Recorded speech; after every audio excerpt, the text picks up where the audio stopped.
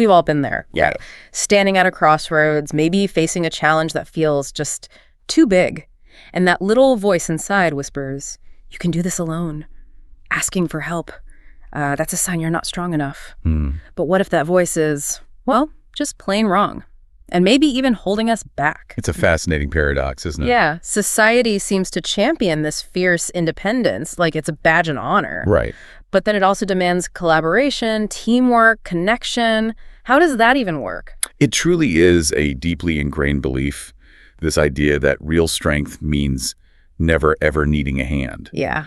But today, we're doing a deep dive that might just flip that whole notion on its head. Yeah. We'll be digging into some really fascinating insights from health, psychology, organizational behavior. Okay. Our mission really is to explore why reaching out isn't just okay, but actually a fundamental, powerful strength. And we've got some compelling research and real-world examples to back that up. We're pulling from studies, reports, practical guides, the whole gamut. Okay, let's unpack this then. Why is asking for help seen as a weakness so often? What are those, hidden fears keeping us quiet when we need a hand? Well, psychologically, just the act of asking can feel incredibly awkward. Oh, definitely. Vulnerable. Exactly. It feels like it might expose some, perceived inadequacy, makes you feel shy, maybe embarrassed. Self-conscious, yeah. And it's a direct threat to our self-esteem, that nagging thought that needing help means you're somehow incompetent. Right. And does it get worse if, other people are watching, or if you worry about your job? Oh, absolutely. That discomfort can really ramp up if others witness it, or if you're concerned about negative career impacts, if leaders see you struggling. It's particularly tough when dealing with what some researchers call egocentric problems. Egocentric, what does that mean exactly? It means those issues where asking for help feels like a direct hit to your identity or your competence. Think about admitting you're struggling with something you feel you should already know. Oh, yeah. Or needing help cleaning up a mistake that feels like your personal failing. Precisely.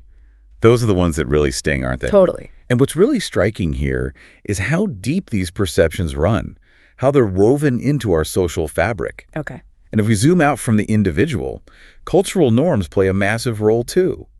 For instance, studies consistently show that people from certain cultural backgrounds, particularly in many Asian countries, often show more reluctance to seek help. Really? Even from friends or family? Yes, whether it's informal sources like friends or formal sources like professionals.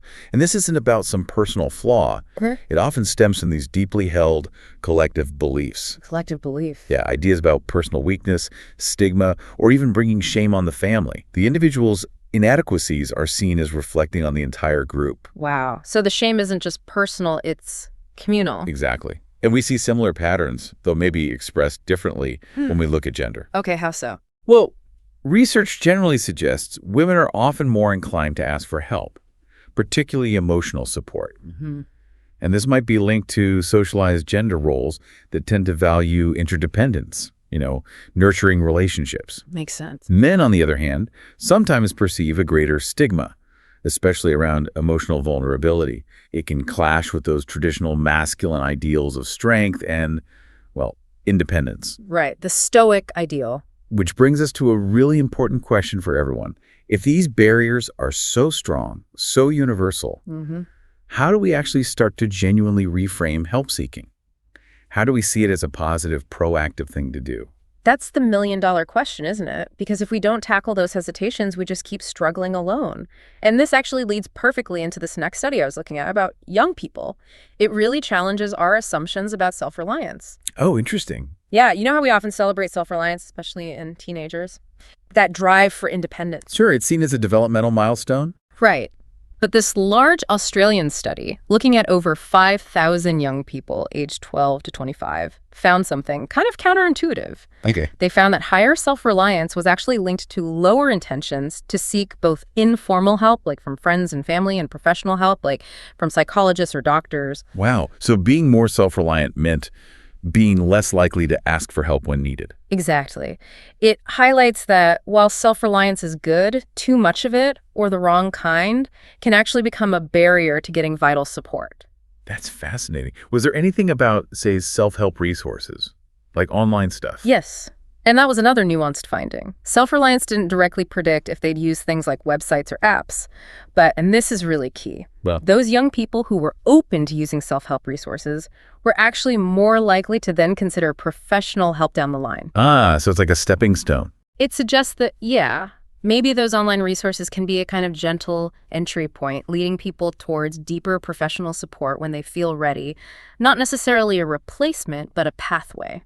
That makes a lot of sense. Yeah. And were there other major takeaways from that study? Absolutely. And this, I think, is critical. It revolves around the power of perceived social support. Perceived support. So not just whether you have friends, but whether you feel like you can rely on them. Precisely. It's about how readily you believe support is available.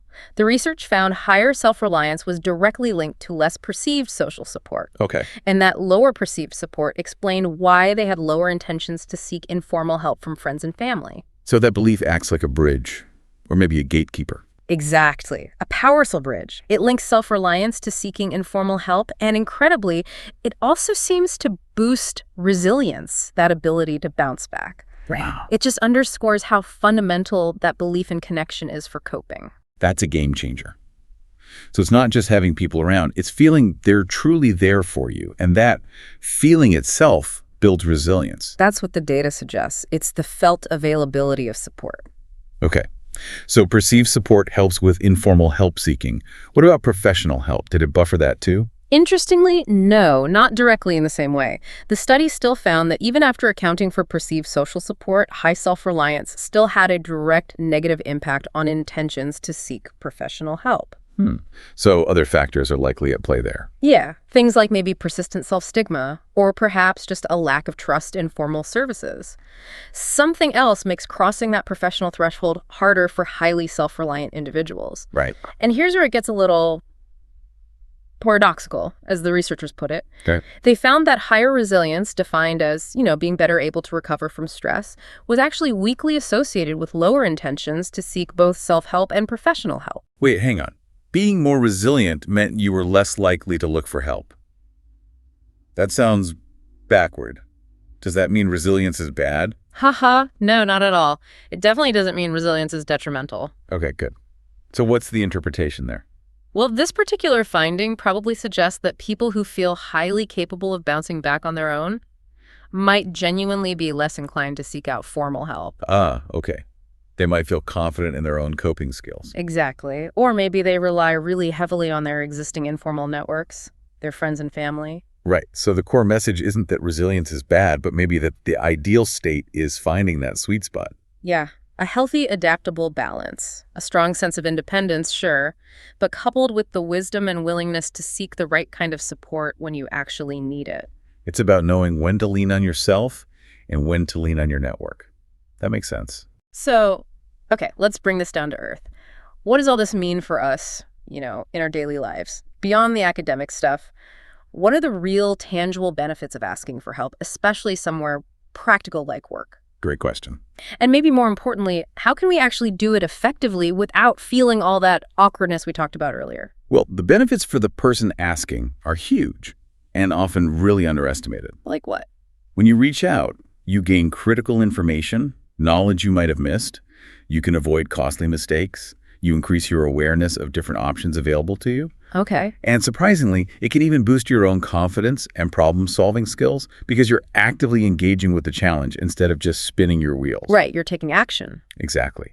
And maybe most powerfully, it helps build stronger social networks and support systems. It strengthens those crucial bonds we were just talking about. And you mentioned different kinds of help earlier. That's right. Broadly, we can think about two main types. There's instrumental help. It's the tangible stuff. Like borrowing a tool or getting a specific piece of data. Precisely. Resources, specific info, maybe even equipment. Think of a colleague sharing a report template you're struggling with. Got it. Then there's emotional help. That focuses more on psychological well-being. It's more intangible, more personal. Like a friend listening or a mentor giving encouragement. Exactly. A sympathetic ear, words of encouragement when you're feeling overwhelmed. And the research is clear. Both types, when sought appropriately, consistently improve performance and overall well-being. Okay, so both matter. And what about how we ask? Are there different styles? Yes, researchers have identified different styles. There's the autonomous style. This is seen as the most effective. Autonomous. Yeah, it's a balanced, self-responsible approach. You try to solve things yourself first, but you know when and how to ask for targeted help. You're proactive, strategic. Okay, that's the sweet spot. What are the others? Then you have the dependent style. This is where someone relies, maybe overly frequently, on others, perhaps even delegates too much responsibility. And finally, the avoidance style. These are the folks who are overly infrequent in asking for help, often struggling in silence even when support is available. Right, so autonomous is the goal, being proactive, strategic, but not afraid to ask. Exactly. It's about improving your job performance, your personal effectiveness, by being smart about it. That makes perfect sense. Now, you mentioned earlier how this ties into leadership. That's fascinating because we often have this image of leaders needing to be, invincible. Right, the pressure to appear omniscient. Yeah, viewing any vulnerability as weakness. But what does the research actually show about leaders who ask for help or admit mistakes? Well, the research consistently pushes back against that old notion. It shows that when leaders actually demonstrate vulnerability, How so? by doing things like admitting mistakes, offering a sincere apology when it's needed, admitting when they don't know something, actively asking their team for support or input, Okay. or even inviting critical feedback, doing listening tours to really understand challenges, they don't lose respect. Actually, the opposite happens. Really? Yes, they build deeper trust and foster a much more thriving, open culture where others feel safer to be vulnerable too. Wow. And this connects directly to different leadership styles. Take transformational leadership, for example. What's that focus on? They focus on inspiring collective goals, having ethical vision, empowering their team. And studies show this style significantly increases helping behavior among employees Why is that? because those leaders act as powerful role models. They create this sort of trickle-down effect of supportive behavior throughout the whole organization. Okay, so they set the tone. Are there other styles that help? Definitely. You see similar positive impacts with charismatic leadership, which inspires devotion, servant leadership, which prioritizes the team's growth, authentic leadership rooted in honesty, and ethical leadership, guiding through moral principles. All these styles actively encourage a culture where asking for and offering help is just normal.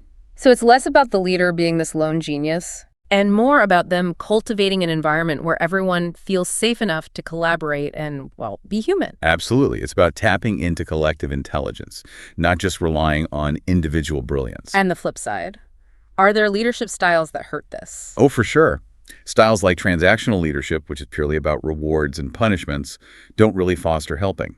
And worse, abusive leadership actively discourages it and severely harms well-being and productivity. That makes sense. It's also really vital for organizations to foster what are called norms of reciprocity. Reciprocity, like give and take. Exactly. When people feel that helping is mutual, that they'll have chances to give back, or that their contributions are valued when they do help, it significantly lessens the psychological cost of asking for help themselves. So you don't feel like you're just taking or being a burden. Precisely.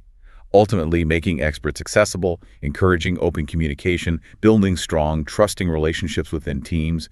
These are paramount for creating that truly supportive environment where asking for help is seen as smart, not weak. That's such a powerful shift in perspective. Okay, so if we as individuals genuinely want to embrace this idea that asking for help is a sign of strength, how do we overcome that initial, internal hurdle? What are some concrete, practical tips we can start using today? It's often simpler than we make it out to be. First, just constantly remind yourself. Everyone needs help sometimes. Seriously. It's not failure, it's human. Exactly. It's a fundamental part of the human experience. Even the most successful people you can think of did not get there alone. That's step one. Normalize it for yourself. Okay, what's next? Second, be willing to help others. When you proactively and generously offer assistance, you help create that positive reciprocal environment we just talked about. Right, you're building that bank of goodwill, investing in the culture. You got it. Third, and this sounds incredibly basic, but it's amazing how often it's missed, always use please and thank you. Manners matter. They really do. Good manners transform a request from feeling like a demand into a respectful interaction. It acknowledges the other person's time and effort. Simple, but crucial. Okay. Please and thank you. Got it. Fourth, be mindful. Be strategic about who you ask. Consider their actual expertise, their capacity. Are they overloaded already? And be mindful of what you ask for. Right. Don't ask your accountant for marketing advice, maybe. Probably not ideal. Yeah. And definitely don't take advantage of someone's kindness. Don't ask them to do your entire project when you just needed guidance on one specific part. Be specific. Be considerate. Yeah, I think we've all been on the receiving end of an ask that felt more like a dump. Precisely. Avoid being that person.